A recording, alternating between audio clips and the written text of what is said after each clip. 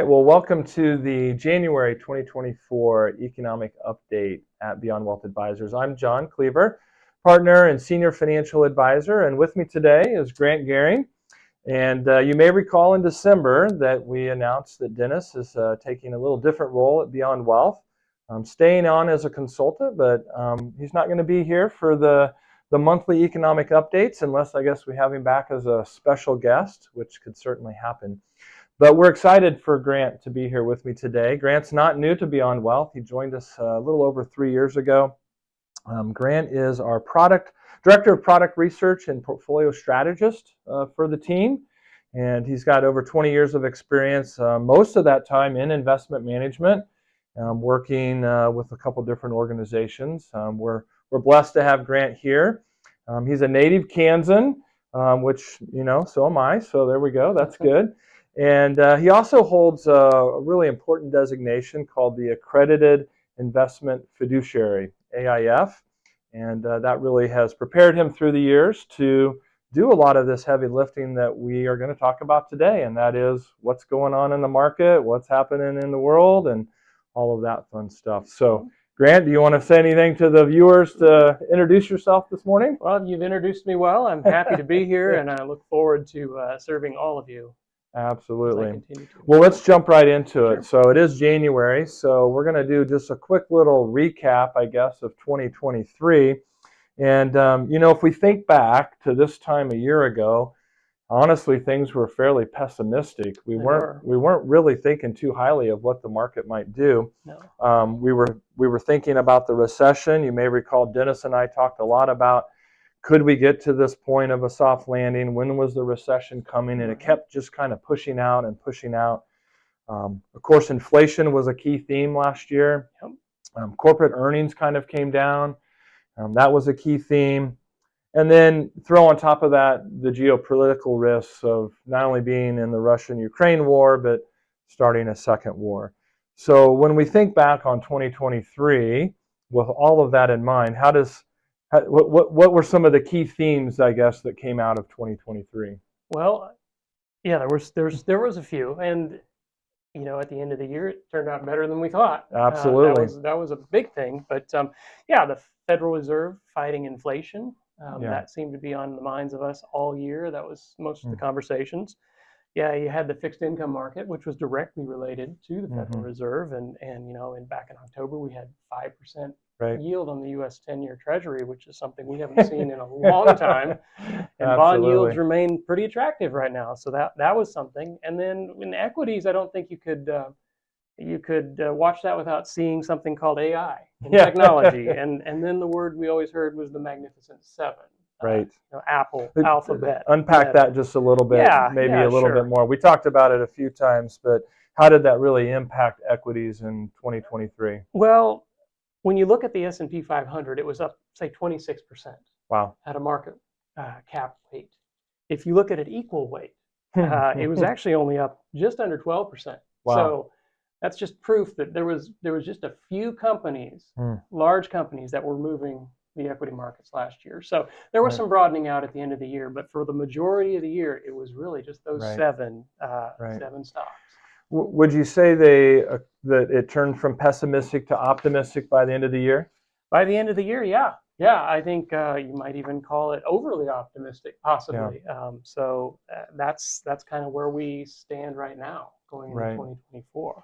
Yeah, so let's turn our attention away from 2023 and here to 2024. Here we are again, looking forward to see what the U.S. economy might be doing. So I think the big question that's on most people's mind, are we still at risk for a recession?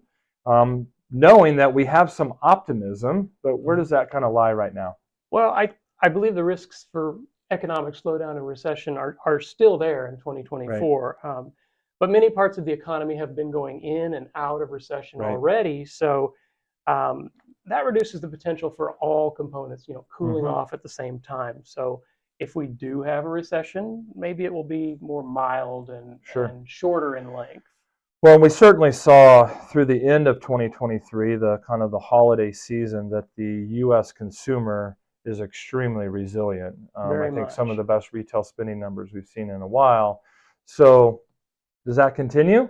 Is that a headwind? What do you think? Well, there are a couple things to look at with the consumer. Yes, Yeah. yes, the holiday spending was great, Mhm. but credit card debt Yeah. has gone up quite a bit, Right. and the savings rates have come Mm. down considerably too.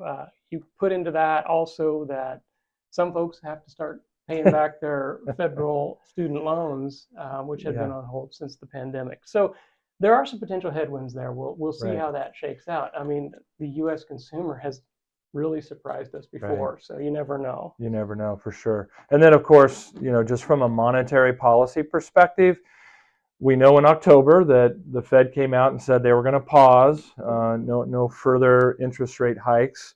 And now this year we're hearing talk of some pretty aggressive cuts. So Yeah. what's on the forefront here for monetary policy? So the markets are pricing in 6 cuts in Wow. 2024, which is very optimistic. Yeah. I think we think that's probably too optimistic. We're looking at more like half of that, Yeah, based on sure. what the Fed themselves have said. They would cut 75 basis points. So Sure. it's data driven, of course, Right.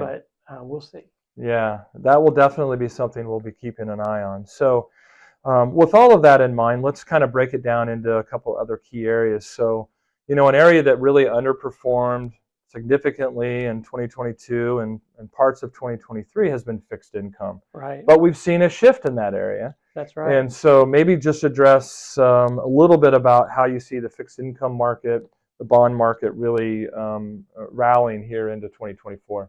So we've seen a great interest rate reset. Yeah. I mean, and Ooh, is that a new term? I haven't heard that on the major news channels. Yeah, that's what we've got. A great interest rate reset. Yeah, there you go.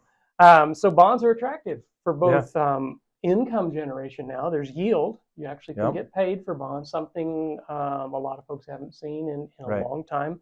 And there's also a capital appreciation element where bonds are trading at really cheap prices. Right. And so you have that potential for the prices to come up. Yields come down. Yields come down. Prices go up. And you got some return there. So, and also if we go into an easing cycle, which it appears we are, Fed's going to be doing that, we think, bonds perform well in those kind of cycles. So really, bonds are a real interesting place to be.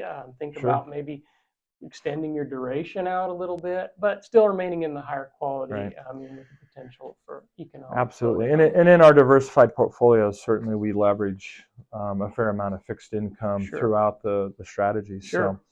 All right. So maybe shifting towards equities.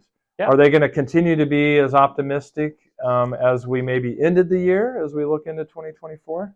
They certainly could be, but there's a lot of optimism. So a lot of that good news is already priced into the market. So we see that. Yeah. So I think equities are going to have to depend a lot on earnings growth, and if we do have a slowdown, that would weigh heavily on earnings growth. So now, oftentimes coming out of a difficult time in the market, we see the smallest of companies, small cap, tends to actually outperform and do very, very well. True. And fundamentals are kind of pointing that direction. How do you feel about small cap as we kind of transition here into 2024? You're absolutely correct. They're trading at levels right now that are very low compared to the large caps.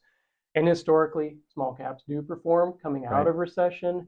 And also after the Fed stops raising interest rates, small caps tend to perform well too. So there's a lot of opportunity there. It's been a kind of an unloved sector for a while, but underappreciated for sure. Absolutely. But again, speaks to being diversified, right? That's right. Absolutely. Fantastic. So maybe just real quick, because I don't want to get too long here. International markets, obviously there's a lot going on internationally, just with all the things that we hear in the news. Sure. I mean, U.S. still stands out as the leader.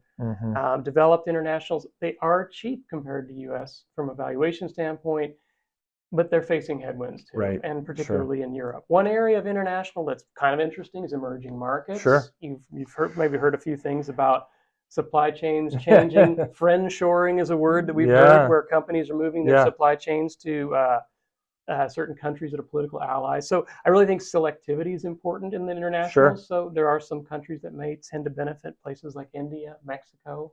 So there's some interesting opportunities. potentially there. Fantastic. Well, let's speaking of soft landing, let's try to get to the landing strip here. We think about some challenges next year. Obviously, there's a lot happening in 2024. What are some things that you want to watch out for maybe in 2024? I think probably the biggest thing is volatility. Okay. I mean, 2023, we thought we'd have volatility. We really didn't have a whole lot. It was kind of calm waters. But with much of this optimism happening now, I mean, that just opens us up for potential disappointment. So, and there's other things going on. Really, like what? Like maybe an election year? Perhaps an election. Sure. There's a few geopolitical events happening in the world that we have to keep an eye on. And there's elections in other countries too. So lots of different things. These aren't new things. But so from your seat, and obviously you help advise not only the advisors, but you help kind of direct our thinking on the portfolios and the strategies. What would you do going into 2024? It's kind of the basics. It's the time-tested, well-diversified portfolio, well thought out financial plans. And sticking to your plan. The worst thing you can do in times of volatility is panic and make a decision out of fear. So I think that's just kind of getting back to the basics and working with your advisors. That's a good thing. Absolutely. That's where I was going to end. So we certainly appreciate you tuning in, maybe sticking a little longer as we kick off 2024 with a update of what's happening. We do recommend that you take this opportunity to circle back to your financial advisor. Beginning of the year is always a great time to kind of set your plan. And as you navigate not only through what maybe is good times and sometimes bad times, stick to what you've put in motion and go from there. So, all right. Well, that concludes our January economic update for 2024. Grant, great to have you here. Glad to be I know here. you'll be back, and we look forward to seeing you next month.